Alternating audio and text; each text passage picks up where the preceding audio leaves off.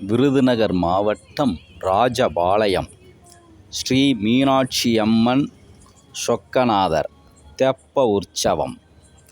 இனிய மாலை பொழுதினிலே சூரிய பகவானின் அருளோடு சூரியன் இறங்குகிறார், குளிர்விக்கிறார் சொக்கநாதரையும் மீனாட்சியையும். தாயும் தாயாரும் அப்பனும் தெப்ப உற்சவம் என்பதால் குளிர்ச்சி தேவை என்பதற்காக சூரிய பகவான் தன்னை மறையும் நிலைக்கு செல்கிறார். ஆகா, என்ன ஒரு அற்புதம்! அம்மனும் ஐயனும் சுற்றி வரும் இடங்கள் மலர்களால் அலங்கரிக்கப்படுகிறது. தெப்பம் முழுவதும் அம்மாவும் ஐயாவும் வரும்போது பூக்களில்தான் அவர்களின் பாதம் பதிய வேண்டும் என்பதற்காக பக்தர்களின் அன்பு அருளோடு அழகாக பூக்கள் மலர்கள் தூவப்படுகிறது. இந்த தெப்ப உற்சவம் மிக பல ஆண்டு காலமாக நடைபெற்று வரும் ஒரு சிறந்த திருவிழாவாகும். இந்த திருவிழாவின் நோக்கம் என்னவென்றால், நீர்த்தேக்கங்களில் சுத்தமாக நீர்த்தேக்கங்களை பாதுகாக்க வேண்டும் என்ற ஒரு ஐதீகம் தமிழர்களின் வாழ்க்கையோடு பின்னி பிணைந்துள்ளது. நீர்த்தேக்கங்களை உருவாக்க வேண்டும், அவற்றை தெய்வமாக கருத வேண்டும். தெய்வங்கள் பிரவிக்கும் இடமாக இந்த தெப்பங்கள் பார்க்கப்படுகிறது. இயற்கை சூழ்ந்த நிலையில் உள்ள இந்த தெப்ப உற்சவத்தில் பக்தர்கள், கோடான கோடி பக்தர்கள் கலந்து கொள்கின்றனர். இன்னும் சற்று நேரத்தில் தெப்ப உற்சவம் ஆரம்பமாக போகிறது. ஸ்ரீ மீனாட்சி அம்மன் சொக்கநாதர் இவர்களின் இந்த திருவிழாவிற்கு பாதுகாப்பு கொடுப்பதற்காக இதோ தீயணைப்பு வீரர்கள், பேரிடர் மீட்பு குழுவினர் அனைவரும் பங்கு கொண்டுள்ளனர்.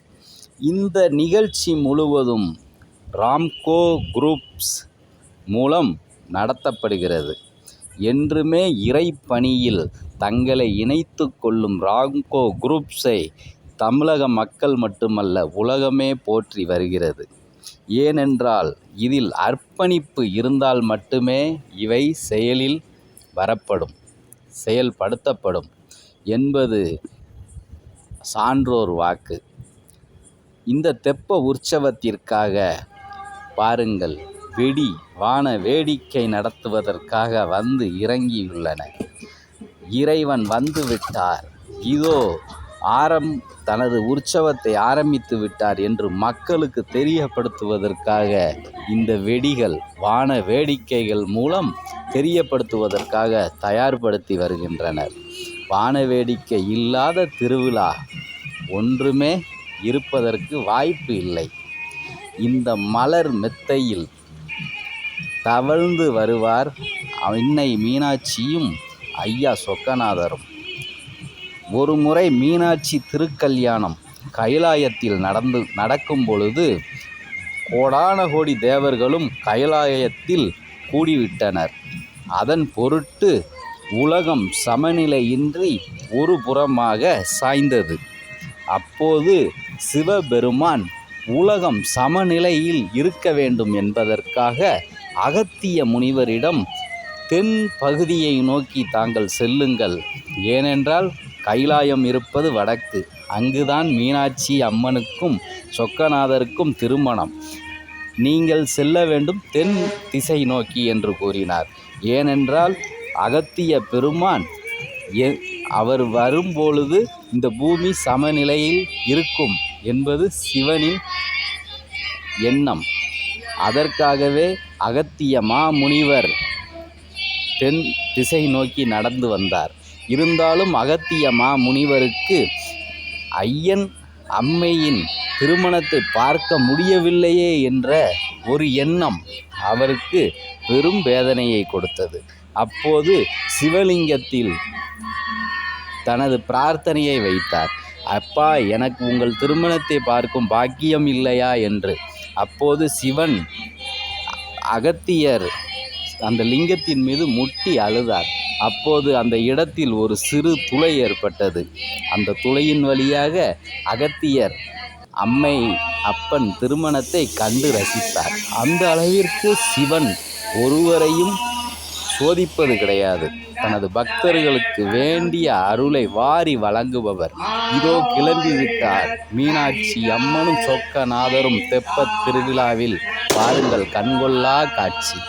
தண்ணீரில் தவழ்ந்து மிதந்து செல்கிறார்கள். இதோ வான வேடிக்கை. என் அம்மா, என் அப்பன் ஊர்வலம் ஆரம்பித்து விட்டது என்பதை பறைசாற்றும் வகையில் வான வேடிக்கைகள் நடத்தப்படுகின்றன. இதோ தவழ்ந்து செல்கிறார். இந்த தெப்ப உற்சவத்தை காண்பதற்கு கோடான கோடி கண்கள் வேண்டும்.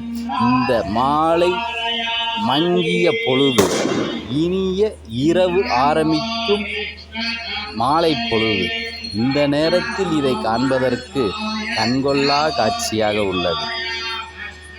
அதே நேரத்தில் மீனாட்சி சுந்தரேஸ்வரர் திருமணம் முடிந்த பின்பு பெரும் கூட்டம்,